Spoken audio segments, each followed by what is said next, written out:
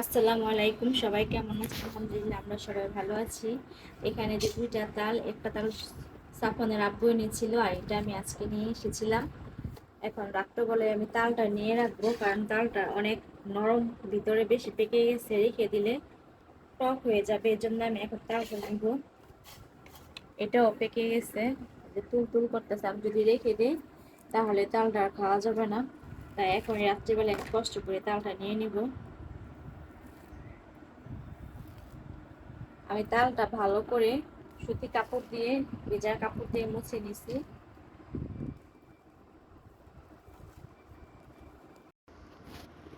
আমি এখানে হালকা পানি নিয়ে তালটা এইভাবে চটকিয়ে এই যে জালিটার মধ্যে ঘষে ঘষে নিব।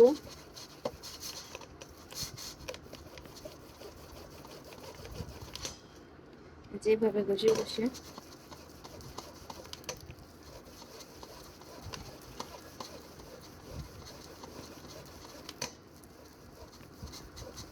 আমি এইভাবে পুরা তাল দুইটা এখন নিয়ে রাখবো। কালকে কি বানাবো সেটা অবশ্যই শেয়ার করব।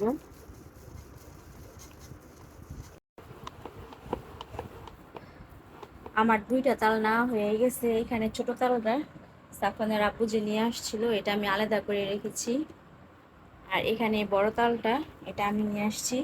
আমার সবগুলো নেওয়া হয়ে গেছে, যে তালটা অনেকটা বের হয়েছে। এখন রাত্র 2টা বাজে, 1টা বাজে বসছি। দুইটা তাল নিতে আমার 1 ঘন্টা পুরো সময় লাগলো। এগুলা দিয়ে কালকে কিছু বানাবো, সেটা অবশ্যই শেয়ার করব। আমি কালকে যে তাল নিয়েছিলাম কালকে রাতের বেলা, আজকে আমি বিকাল বেলা এখন কেক বানাবো। তালের কেক বানাবো। তাল দিয়ে অনেক কিছু বানানো যায়। আমি আজকে কেকটাই বানাবো, সেটাই শেয়ার করব। এখানে নিয়েছি তাল, এখানে পুরো 1 কাপের বেশি হবে। আর এখানে চিনি নিয়েছি 1/2 কাপ, সাথে চালের গুঁড়া 1 কাপ, ময়দা 1 কাপ। আর এখানে একটা ডিম নিয়েছি, 1/2 কাপ সয়াবিন তেল। এখানে বেকিং সোডা আছে, লবণ আছে, গুঁড়া দুধ আছে, আর নারকেল লাগবে, নারকেল আর কিশমিশ। এখন আমি কেকটা বানাই নিব। প্রথমে আমি চিনির মধ্যে ডিমটা ফেটে নিব। আমি একটা ডিম দিব।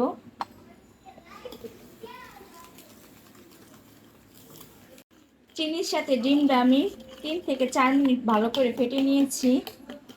এখন এর মধ্যে তাল দিয়ে দিব।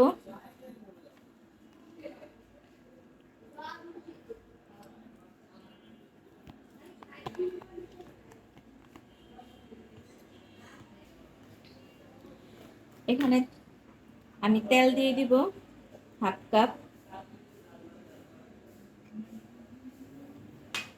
এখন এই তাল আর তেল সবকিছু একসাথে আবার মিক্সড করে নিব। এখন আমি ময়দা আর চালের গুঁড়া আমি একসাথে নিয়েছি 1 কাপ করে। এখন অল্প অল্প করে দিব আর মিক্সড করব।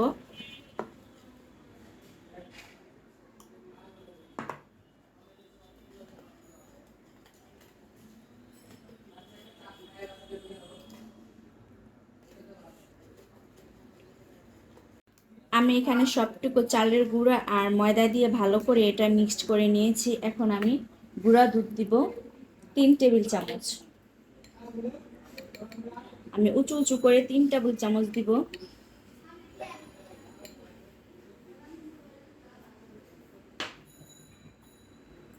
আর এখানে স্বাদ মতো লবণ দিব।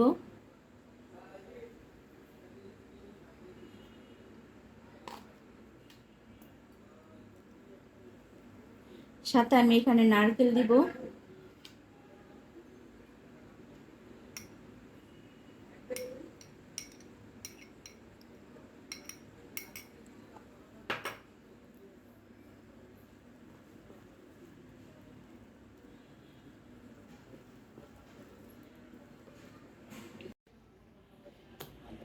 এখানে আমি কেকের ব্যাটারটা তৈরি করে নিয়েছি। এখন আমি আধা ঘন্টা রেস্টে রেখে দিব।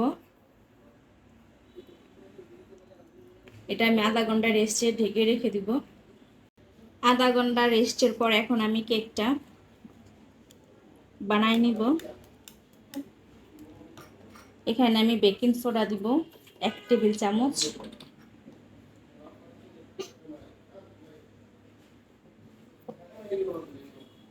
এই যে 1 টেবিল চামচ পরিমাণ মতো দিয়ে দিলাম।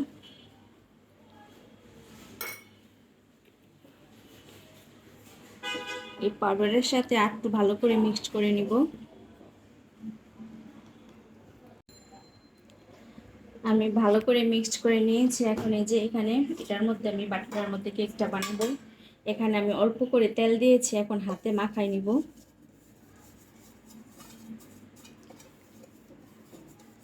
আমি অল্প করে সয়াবিন তেল দিয়ে মাখিয়ে নিলাম। এই বাটিটার মধ্যে আমি কেক বানাবো। বিসমিল্লাহ।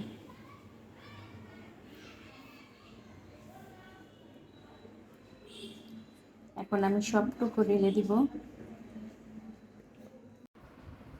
আমি সবটুকু ঢেলে দিয়েছি বাটিতে। এখন ঝাঁকি দিয়ে এটা বসাই দিব ভালো করে কেকটা। এর উপরে আমি কিছু নারকেল কোরানো এটা দিয়ে দিব।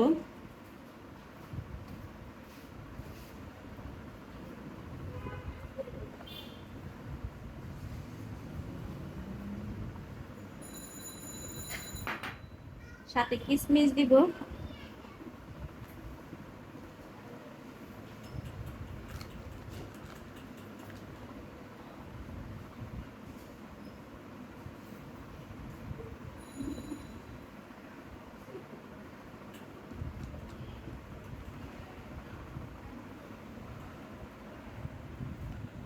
যেভাবে এখন বসাই দিব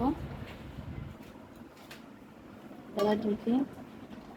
আমি এখানে একটা হাঁড়ির মধ্যে বালি আগে থেকে গরম করতে দিয়েছি। বালির মধ্যে আমি এখন এই কেকটা বসাই দিব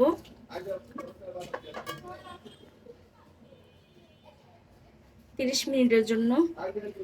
একটা ঢেকে দিব এখন এটা। আর চুলার আঁচটা আমি মিডিয়াম আঁচে রাখবো। 40 মিনিট পর এখন আমার কেকটা দেখবো কি অবস্থা কেকটা।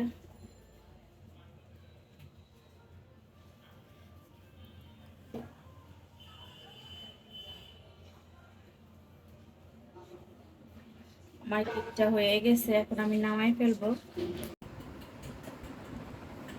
আমি একটা ছুরির সাহায্যে তালের কেকটা চারকোণের দিয়ে আলগা করে নিব।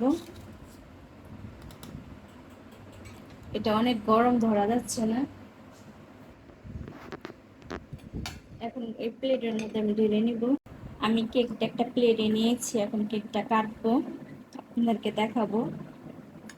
বিসমিল্লাহ।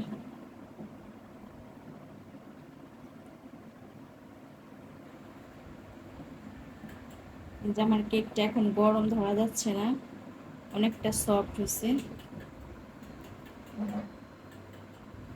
আজকে ভিডিওটি আর বড় করবো না, এখানেই শেষ করব। সবাই ভালো থাকবেন।